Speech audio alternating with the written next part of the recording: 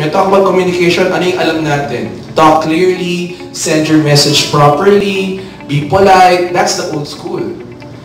Ang NLP kasi, when it comes to communication, ito yung nagagawa ng NLP. How can you build instant rapport with the person? Have you experienced working? Ito, if you comfortable talking like this, okay? It's okay, but this is better.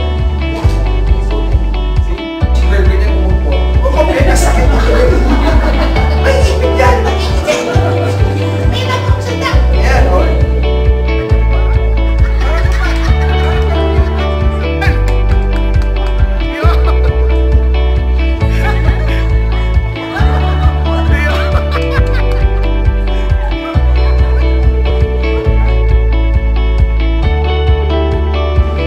This gesture, believe it or not, try nyo ha, kung meron kayong friend na in-anxiety attack kasi stress, while talking to them, huwag mo naman obvious na.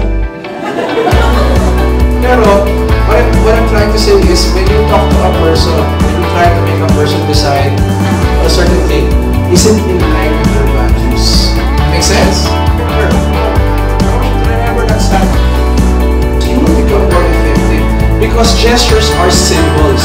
And what I said earlier in the seminar, NLP communicates with the subconscious, communicating with the subconscious